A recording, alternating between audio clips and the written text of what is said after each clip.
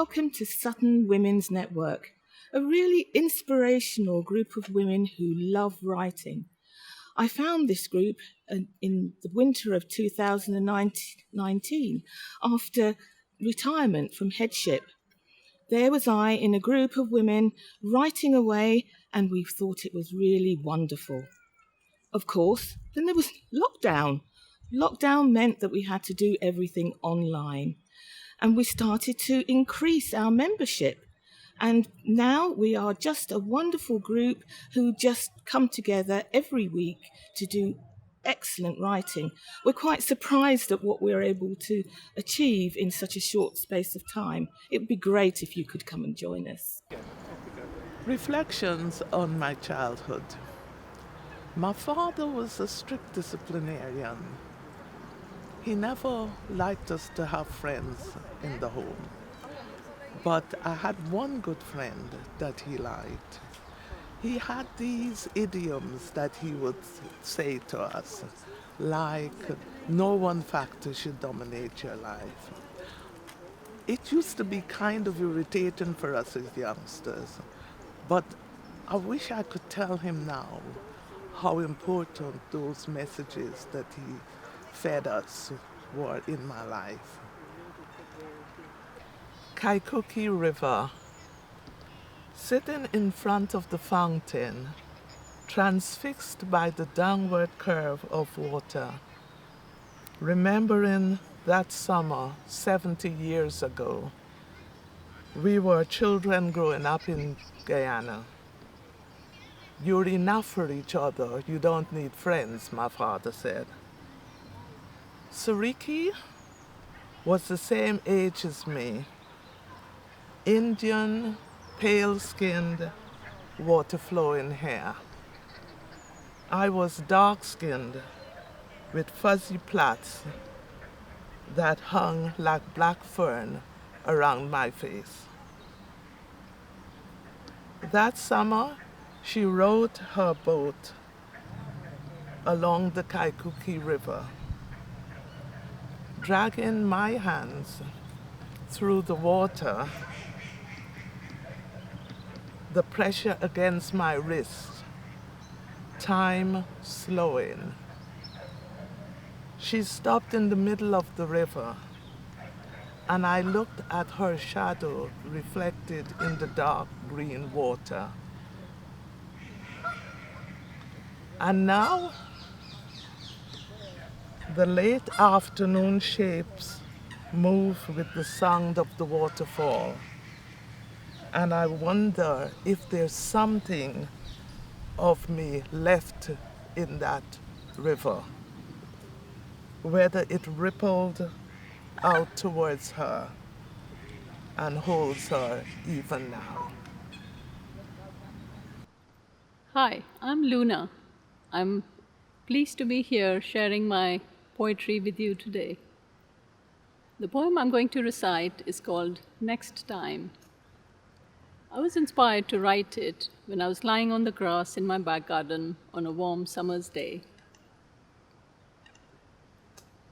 Next time. And when this is over, there will be open skies and free spirits. I do not think I will be born again, nor do I wish to be fettered in chains once more. When this life passes, I imagine my soul roaming free in the company of those whom I truly love. I'd like to take you on a unique journey with my poetry. It's all about dancing in the lavender fields, and my poem is called Mayfield's Vision. Lilac fields exuding aromatics, floral hints of mint and rosemary. Bees drunk on lavender's nectar ignore the interruptions. Tentative steps, then confident strides build concentric circles as dynamic music blares. Sunlight splits through stone grey clouds, illuminating riots of colour amongst the lavandula. Choreographer and film crew poised creative concepts realised as the writhing throng replicates cell division in a fevered dance. Drones drone, bees hum in time as different races and different faces lift and glide. Take one, take two or three or four or more until some find comfort cross-legged on the ground. Bodies hidden, heads peeping out amongst the soothing lavender. As the cameraman scoots past, increasing frames per second, the final shutter clicks. It's a wrap. My name is Nali Patel. I was born in the beautiful pink city of Nakuru in Kenya. Today I talk about my poem, Floating. Like Hanuman, I am floating up above the ocean, thick forest and livelihood. Now catching the sight of my birthplace, Nakuru, my tiny house near the bank of Lake Nakuru. The swan of pink flamingos spreading the wings of happiness. Far off, a baboon cliff, the best picnic site, Nakuru, my town. My name is Faye. My poem is called Nature's Landscape. The wind conveys the balloon upwards, cool wind on my face. I am flying with the freedom of gliding birds, looking down on busy roads. Silence all around me, river on its journey to the distant blue sea. Lavish growth of green, blue, orange along dry stone walls. Nature's living patchwork. Walking along the river, time moves on. Fields with grain long gone. School, a playground with children's laughter, fill the air. Indigenous man. Eucalyptus trees, dried tongue leaves, earth desperate for rain. Tinder cracking from ferocious heat, our tendrils coiled, waiting for indigenous man, covered in water protector black tattoos, arrives as if from 1,000 years ago, blowing into the air, like wind extinguishing a candle's flame. But the fires have taken hold. He puts his hands towards the trees as they shrivel and blacken.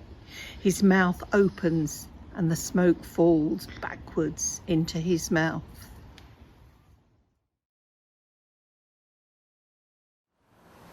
I am Michelle. I write about woman. It begins like this. Judge me, for you can. I feel life. I think deep. First impression counts. Facial expression stand. They are my thoughts. Strong woman. Remember, powerful woman advocating for life. The end. Whitehall House. I can only imagine the number of people who have passed through Whitehall House during its 500 years. Similarly, many people have lived in my rural family home since it was built over 80 years ago.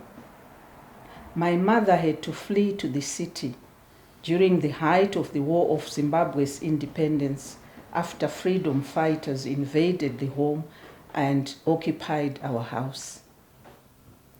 I hope many people will come and go through the doors in the future, like the many visitors to Whitehall House.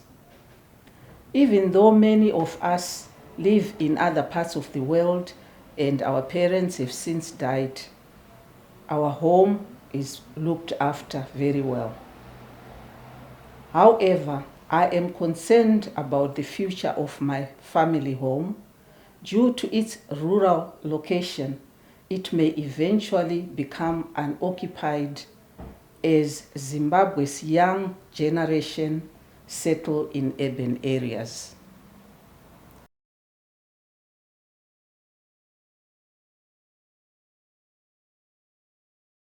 School days. Silence. Visitors gone. Once again the portal opens and ghost-like I come through. I step down from behind the Tudor tapestry, a chronicle in vibrant threads on Hessian backing, telling of school days gone by.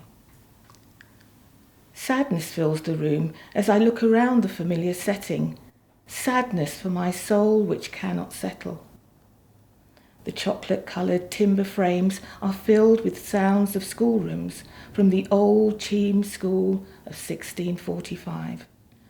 Sounds of children, their footsteps creaking on the old staircase, winding up to the corridor above.